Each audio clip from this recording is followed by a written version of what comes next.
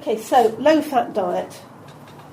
After last week's talks about fat and cholesterol and things like that, well, you're only going to go to America to see what the effect of a low-fat diet is.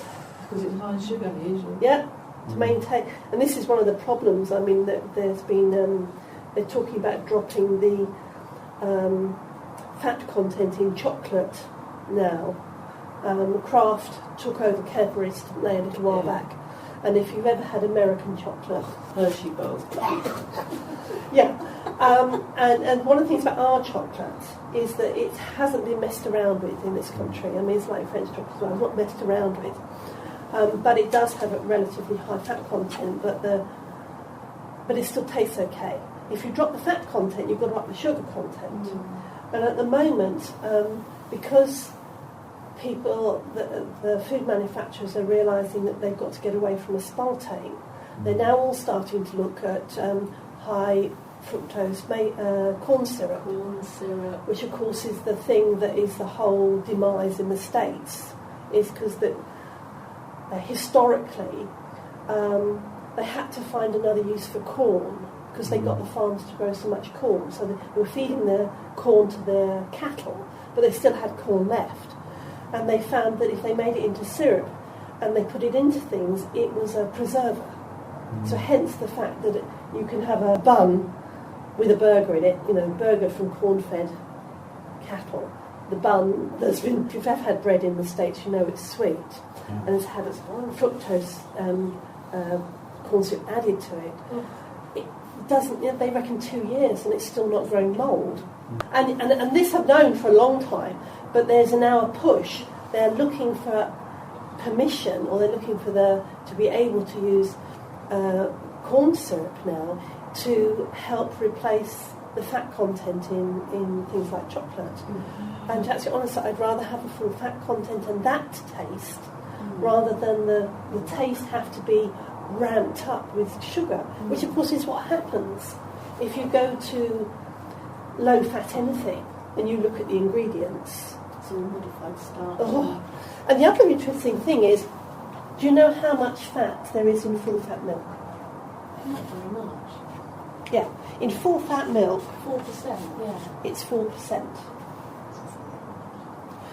Semi-skimmed is 2%, and the red top, it's red top, isn't it? Blue top, green top, red top. What do you mean white milk? The white, see-through milk, yes. Yeah, but if you think about it, if you've only got 4% in the first place, what's the thing about dropping it even down to 2%? Does it last longer if it's got less fat in it? No, it lasts longer if it's got more in it. If you've got somebody worried, then they're easier to control. Exactly. And my mum used to be on what I call see-through milk. That's why I call it see-through milk. I used to dread going around there for a cup of tea. But what was the point of putting any milk in it at all? I just leave it as it is. Because I'm intolerant to dairy, I have my tea and coffee black, and actually it's more thirst quenching not having the milk in it. It is, yeah. You try it. You get used to it, and it's quite a pleasant drink then. But if you think low fat, as in low fat yogurts, low fat blah blah blah, I mean, it's what is actually going on here? Because even if it was full fat, it's actually quite hard to get some stuff now that's not low fat. But I'll tell you what I did once. I had actually looked at the labels. It had low fat on the label, and when I looked at it, it actually had 4% milk in it.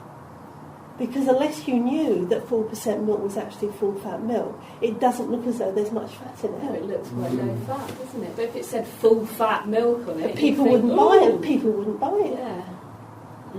So actually, lying. But it is and it isn't, because it's ignorance that blue top milk's only 4% anyway. I'm not sure what Jersey would be. I should think that's probably a hell of a lot higher. But normal 4% pasteurised, is And actually, that's not very high. But if you drop it down and you're doing processed foods, to get the taste, you've got to add extra stuff. And of course, one of the things they add is sugar to get the taste up. Like this push for us to lower our sugar and jams and stuff. Well, that's the same sort of thing. Really? Yeah. The latest thing. That's about the ease. Yeah. The EU thingies about jams is that to be called a jam, I think it's 30% sugar. Right now, jams in this country are 40% sugar. But jams in this country are very simple. They're sugar of fruit. You know, depending on some, they might have a bit of pectin added in to make the jam set. In Europe, down to 30% sugar, which means that the drop in 10% sugar doesn't preserve the colour of the fruit so well. So they have to add colour in, otherwise they look brown.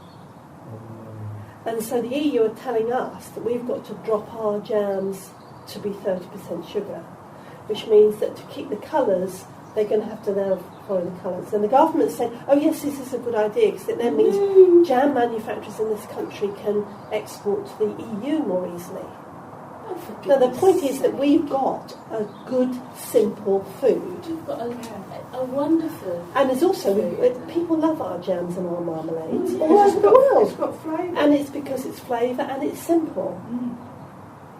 Interestingly enough, I read the back of a Robertson's marmalade jar the other day. Yeah. First ingredient, glucose fructose syrup. There you Second go. ingredient, sugar.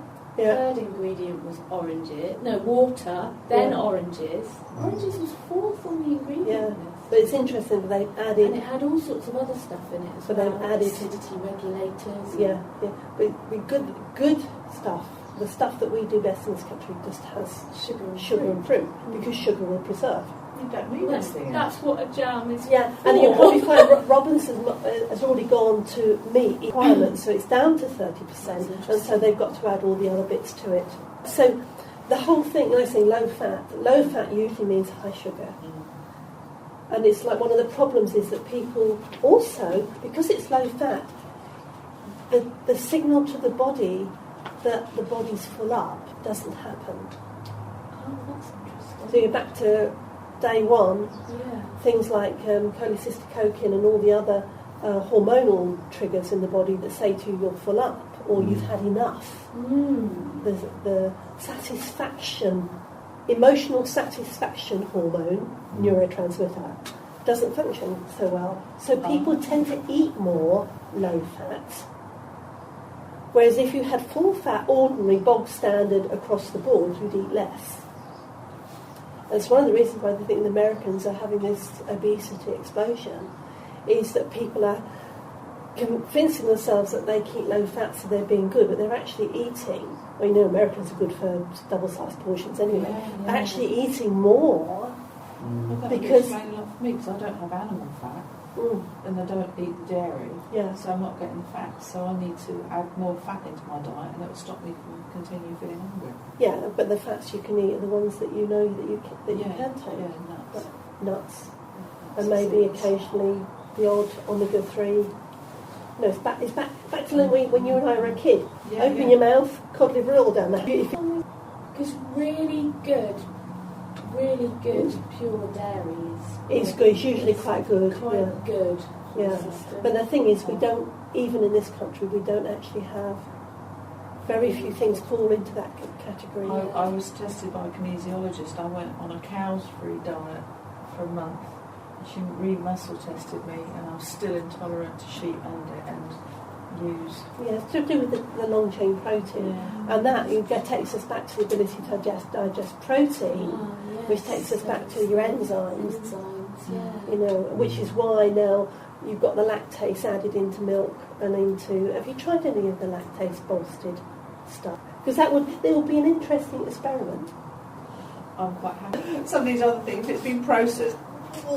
No. I mean, I had a little bit of cheese last night on stuffed peppers. They put cheese on the top, and I'm absolutely bummed out with the tarts. I can hear you this morning. Yeah, that's it.